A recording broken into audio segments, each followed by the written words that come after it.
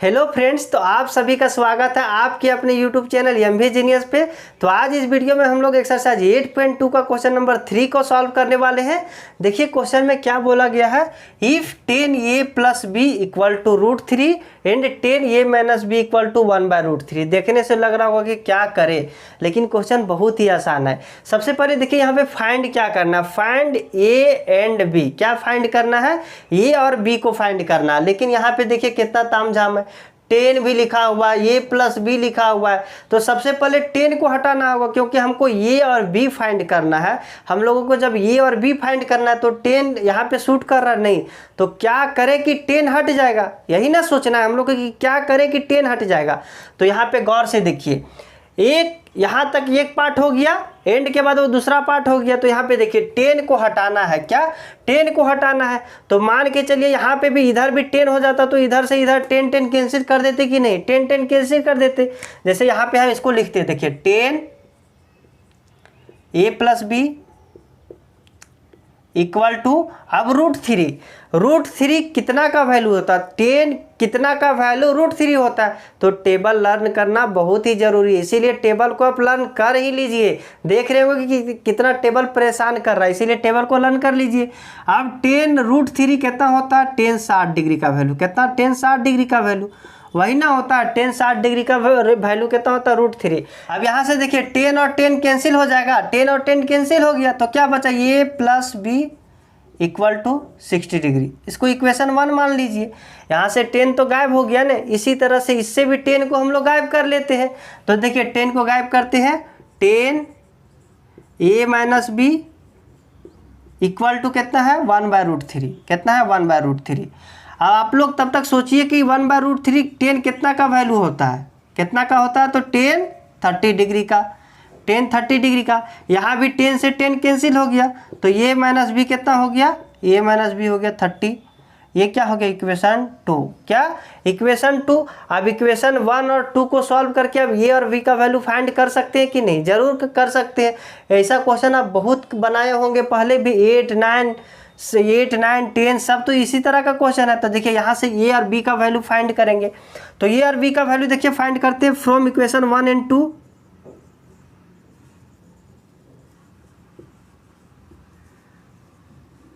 देखिए 1 इक्वेशन में क्या है, a plus B equal to 60, और b में क्या है, a minus B equal to 30।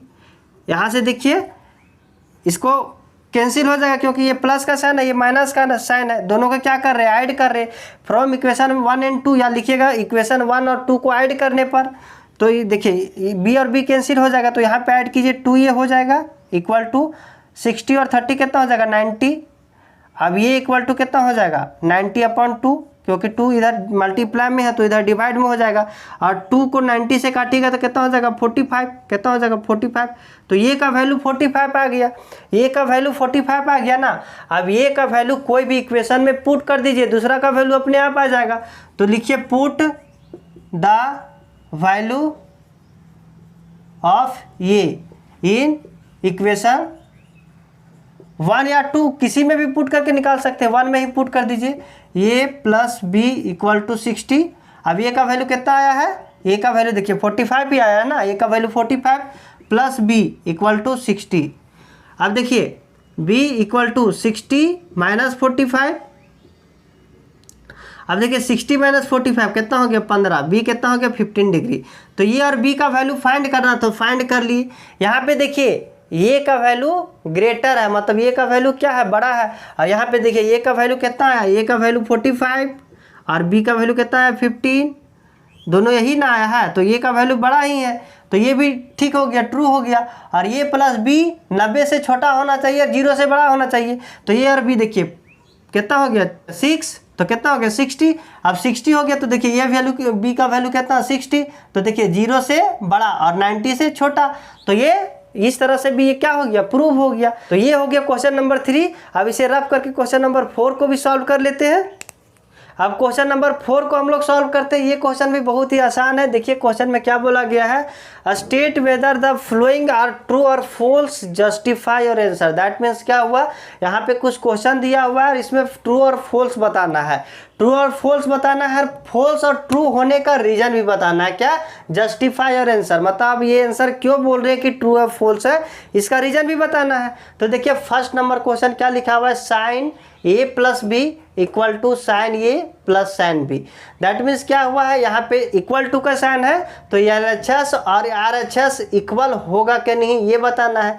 तो यहाँ पे देखिए ये क्या है, साइन थीटा है, ये भी साइन थीटा है, तो साइन थीटा का वैल्यू हम लोग कुछ मान लेते हैं ताकि यहाँ पे वैल्यू पुट करके देखेंगे कि LHS और RHS इक्वल आता है कि नहीं। अब हम लोग किस तरह का वैल्यू रखेंगे, वैसा ही वैल्यू रखेंगे कि जिसका वैल्यू हम लोग को टेबल में है या हम लोग याद किए है। अब यहाँ पे 10 20 रख दे, या मतलब साइन 20 ये के पास 20 रख दे, तो साइन 20 का वैल्यू आपको पता है, नहीं पता, ना टेबल में ना आपको पता है, तो कहाँ से बना पाइएगा, नहीं बना पाइएगा। तो वैसा ही वैल्यू को आप सोचिए जो कि क्वेश्चन का टेबल में दिया हुआ है या तो बुक का टेबल में दिया हुआ है, तभी ना देख करके आप लिख सकते हैं। तो देखिए सोचिए उस तरह का दो ए और बी है, तो दोनों का वैल्यू हम क्या रखें कि यहाँ पे ऐड करने के बाद देखिए आप मान लीजिए कि यहाँ पे जानते हैं आप 30 का जानते हैं और 45 का जानते हैं, दोनों का वैल्यू जानते हैं ना, साइन 30 का भी जानते हैं, साइन 45 का भी जानते हैं। आप दोनों को यहाँ पे ऐड कीजिएगा ए और बी, और कितना हो जाएगा साइन 75। अब तो साइन 75 का वैल्यू पता है, नहीं पता, तो ऐसा वैल्यू चुनिए कि यहाँ भी ठीक आ जाए। तो हम देखिए हम चुन के बताते हैं, ये इक्वल टू रख लीजिए कितना 60, बी इक्वल टू कितना ले लीजिए 30 ले लीजिए, तो देखिए कितना हो गया 30 और 60 कितना हो जाएगा 90, ये प्लस बी कितना हो जाएगा 90। तो यहाँ पे देखिए साइन 90 का वैल्यू कितना होता है 1, और साइन 60 का वैल्यू कितना होता है √3/2, और साइन 60 का वैल्यू कितना होता है, साइन 30 का वैल्यू कितना होता है 1/2। तो 1 इक्वल टू √3 + 1/2। ये देखिए कभी भी इक्वल हो सकता है, कभी भी इक्वल नहीं हो सकता है। क्या, कभी भी इक्वल नहीं हो सकता है। तो बताइए ये ट्रू होगा या फॉल्स होगा, क्या ट्रू होगा कि फॉल्स होगा। जब इक्वल नहीं हो सकता और यहाँ पे इक्वल दे दिया है तो क्या होगा, फॉल्स हो जाएगा। क्या हो जाएगा, फॉल्स हो जाएगा। इसे मार्कर बदल लेते हैं थोड़ा सा, तो देखिए यहाँ पे क्या हो जाएगा, फॉल्स, फॉल्स हो जाएगा। फॉल्स क्यों है, तो इसका रीजन देख लिए कि ये इक्वल टू नहीं होता। आप सॉल्यूशन में लिख लीजिएगा इस तरह से। अब यहाँ पे देखिए इसको मिटा देते हैं। सेकेंड नंबर क्या बोला गया है, the value of sine theta increases as theta increase, मतलब दैट मीन्स क्या हुआ, साइन थीटा का वैल्यू हम इंक्रीज करते जाते हैं तो क्या उसका वैल्यू भी इंक्रीज होता है, मतलब थीटा का वैल्यू हम इंक्रीज करते हैं तो उसका वैल्यू का भी इंक्रीज होता है, वैल्यू का। तो देखिए यहाँ पे टेबल में आपको देख करके लर्न होगा, तो देख करके ही बता सकते हैं कि अगर हम थीटा बढ़ाते हैं जैसे साइन 0, उसके बाद साइन 30, साइन 45, तो उसका वैल्यू भी बढ़ते जाता है कि नहीं, ये आपसे पूछा गया है। तो देखिए हम यहाँ पे लिख देते हैं, साइन 0 का वैल्यू कितना होता है 0, साइन 30 का वैल्यू कितना होता है 1/2, साइन 45 का वैल्यू कितना होता है 1/√2, और साइन 60 का वैल्यू कितना होता है √3/2, साइन 90 का वैल्यू कितना होता है 1 होता है। तो देखिए यहाँ पे क्या हो रहा है, इंक्रीज हो रहा है ना, 0 से बड़ा है 1/2, 1/2 से बड़ा है 1/√2, और 1/2 से बड़ा है √3/2, और √3/2 से बड़ा है 1। तो क्या हो रहा है, इंक्रीज हो रहा है कि नहीं, इंक्रीज हो रहा है। तो यहाँ पे क्या बोला गया, the value of sine theta increases as theta, तो यस क्योंकि थीटा को हम इंक्रीज कर रहे हैं तो वैल्यू भी इंक्रीज हो रहा है, तो ये क्या हो जाएगा, ट्रू। क्या हो जाएगा, ट्रू। अब देखिए यहाँ पे क्या बोला गया है, the value of cos theta increases as theta, theta का वैल्यू इंक्रीज करते तो क्या कोस थीटा का वैल्यू भी इंक्रीज करता है। तो इसको भी देख लेते हैं। तो देखिए कोस 0, कोस 30, कोस 45, कोस 60 और कोस 90, तो ये जस्ट इसका अपोजिट होता है। तो देखिए कोस 0 का वैल्यू कितना हो जाएगा 1, इसका कितना हो जाएगा √3/2, और कोस 45 का 1/√2, और कोस 60 का 1/2, और कोस 90 का 0। तो यहाँ पे देखिए इंक्रीज हो रहा है, नहीं इंक्रीज नहीं हो रहा है, डिक्रीज हो रहा है। क्या हो रहा है, डिक्रीज हो रहा है। लेकिन यहाँ पे बोला गया कि थीटा का वैल्यू बढ़ाते हैं तो उसका वैल्यू क्या होता है, इंक्रीज होता है। तो ये क्या होगा, फॉल्स। क्या हो जाएगा, फॉल्स।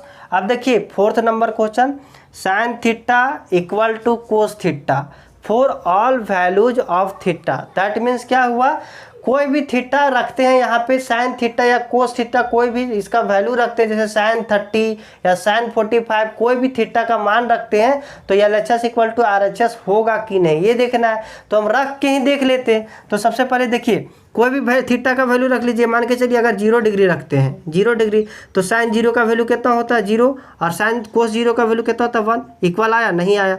90 डिग्री ही रख लेते हैं, तो साइन 90 का वैल्यू कितना होता है 1, और कोस 90 का वैल्यू कितना होता है 0। इक्वल आया? नहीं आया।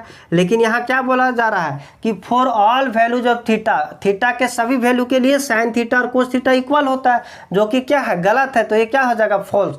यहाँ पे अगर हम क्वेश्चन थोड़ा सा चेंज करते हैं, देखिए यहाँ पे हम क्वेश्चन चेंज करते हैं। अगर मेरे द्वारा क्वेश्चन बनाया गया, आपको आंसर दीजिए।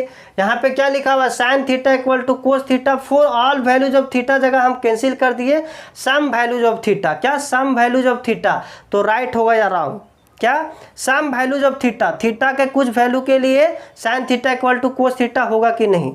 तो आप बताइए होगा कि नहीं, होगा या नहीं, देख करके बताइए, यस या नो, कमेंट करके बताइए। तो देखिए कमेंट करके आप पहले बता लीजिएगा। यहाँ पे हम लिख देते हैं, देखिए यहाँ पे अगर हम 45 रखते तो साइन 45 का वैल्यू कितना होता है √3, 1/√2, और कोस 45 का वैल्यू कितना होता है 1/√2। तो कुछ वैल्यू के लिए LHS इक्वल टू RHS हो जाता है कि नहीं? यहाँ पे ऑल जगह सिर्फ सम लिखा हुआ रहता तो ट्रू हो जाता, लेकिन यहाँ पे ऑल वैल्यूज बोल दिया गया है, तो इसीलिए क्या हो जाएगा, फॉल्स हो जाएगा।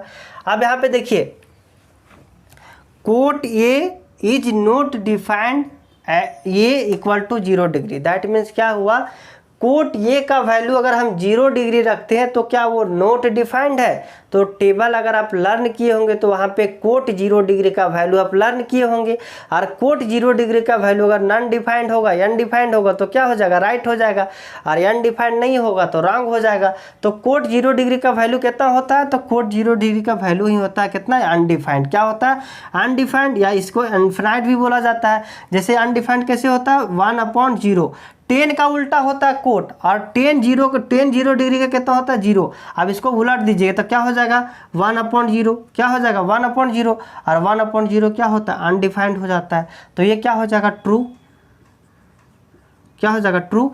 तो ये था क्वेश्चन नंबर 4। अब एक्सरसाइज 8.2 समाप्त हो गया। अब हम लोग नेक्स्ट वीडियो में एक्सरसाइज 8.3 को सॉल्व करेंगे। अगर आपको किसी भी तरह का डाउट होगा तो आप कमेंट सेक्शन में पूछ सकते हैं, आपका रिप्लाई जरूर दिया जाएगा। तो आज के लिए इतना ही, तब तक के लिए बाय बाय।